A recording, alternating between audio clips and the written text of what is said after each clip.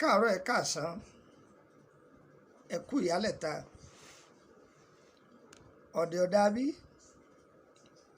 arúgbó eléyìí mo kí yín ọmọdé eléyìí mo kí yín ọkùnrin eléyìí mo kí yín obìnrin eléyìí mo kí yín orúkọ mi ni Lúkúmọ̀nù ọmọ Àyẹ́dáre bàbá ọgbọ́n ọmọ ọ̀dọ̀ àgbà yọ yẹ wá o kò ní yẹ ẹ lẹ o agbára elédùà mo wá síbí ní àti wá dá lẹ́kọ̀ọ́ kékeré kan ìdènà àṣàsí kí ni mo pè é ìdènà àṣàsí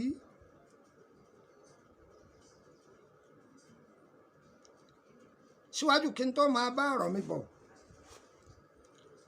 àwọn èèyàn pè mí láti ìlú òyìnbó káàkiri pé bàbá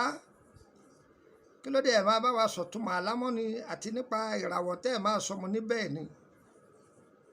mo ní ẹ̀kọ́ méjì ò ṣeé jẹ lẹ́ẹ̀kan náà ọ̀kọ̀ọ̀kan la máa jẹ mo ní ẹ ṣe sùúrù fún mi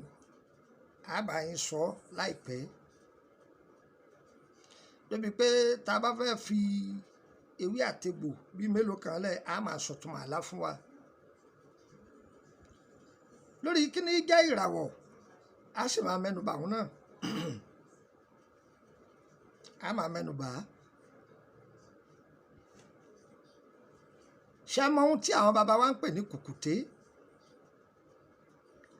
wọn ní kùkùté ò gbọ́dọ̀ mìíra ẹni ó mi kùkùté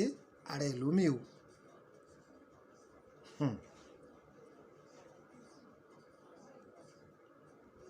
kùkùté lẹ̀ ń wò yìí ṣé ti ráwòrán kùkùté nì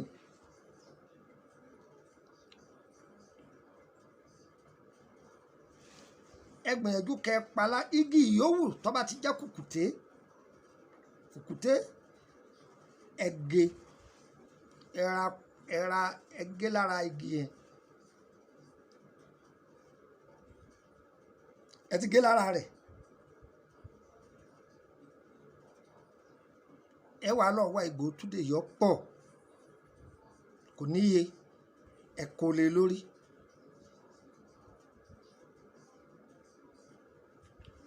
odidi orí ọká ńlá kan ẹ fi lé lórí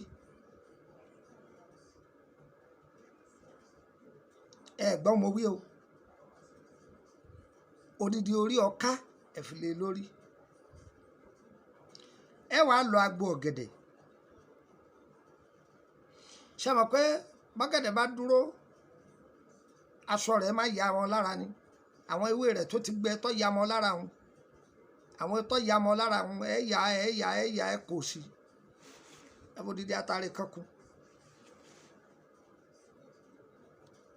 kí lẹ wí àní ẹ bó dídí atare kankun sí ọ ẹ wàá jò ẹ jò àìlòṣẹ́ ìlóòrò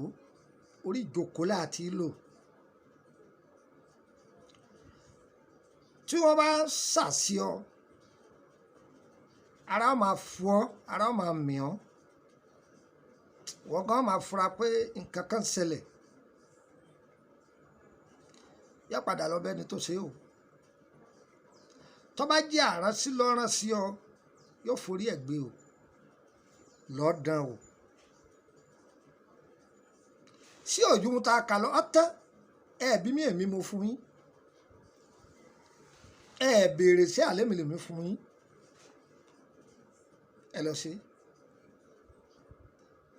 bí ọ̀gẹ̀dẹ̀ bá dúró sí mi lásán rẹ̀ ya mọ́ lára ẹni ọba ní bákan tòun ọmọ náà ká ní sekú pọ́ká ọ̀gbọ́ ni lọ́sẹ̀ eléyìí ẹsẹ̀ má darí kàn ọ́ ìdènà àṣàsí ni ọjà pásítọ̀ oníjọ ni ọ̀gá iléeṣẹ́ kan ni ọ́ ni tíṣà ni ọ́ ni ọ̀ ń tajà lọ́jà ni ẹ máa pa àwọn tó ń tajà lọ́wọ́ máa porí ara wọn lọ́sẹ̀ máa tá sára àbójú olóṣèlú máa tá sára kódà bí wọ́n bá ń rojọ́ rẹ̀ tó wọn bá mẹ́nu kó wọ́n máa fọwọ́ ara wọn síra wọn ni lọ́ọ́ dán o mo fún ọ pé o orúkọ mi ni Lúkúmọ̀nù ọmọ Àyẹ́dáre bàbá ọgbọ́n ọmọ ọ̀dọ̀ àgbà a wà ní kíláàsì lónìí tí n bá fún yín lẹ́yìn tán tó fún yín níṣẹ́ kan sí ọ̀yà mú nọ́mbà mi ẹ mọ́ ọ́dọ̀ +23480 3298 3298 gbọ́ dáadáa +23480 3298 3298 gbà kan sí +23481 33 155 111 +23481 33 155 111 tọ́ba pé méjèèjì dàrẹ́tì tí ọba lọ mo sí lórílẹ̀‐èdè nàìjíríà ni pè mí lórí wàsáàpù ń dọ̀ lóhùn yẹ fún nọ́mbà abẹ̀nẹ̀ kan sí +22954 65 1928 +22954 65 1928 yọ bára mu kò ní gbòdì ẹ̀yin ará Abidjan ẹ kú ojú lọ́nà lágbára ọlọ́run títí ìjọ Jímọ̀ yìí ti wà lórílẹ̀‐èdè Benin gbogbo ẹ̀yin tẹ́ bẹ̀mí ṣẹlẹ̀ ẹgbà sẹ́yìn o tọba bẹ̀ wá ń ṣẹ́ tọba ní àbọ̀ fi DHL gbé wọ lọ́sànwó ẹ̀ gbogbo àwọn ètò wa tó ti lọ ọ́díò fídíò mi ní àwọn fídíò ọjọ́ pípẹ́ tẹ́ bá gbọ́ ni pé ẹ bẹ̀ wá ẹ fẹ́ máa béèrè lórí ẹ̀ mo ní private group lọ́tọ̀ owó ni wọ́n ń sanwó bẹ̀ ó sì máa sanwó lóṣù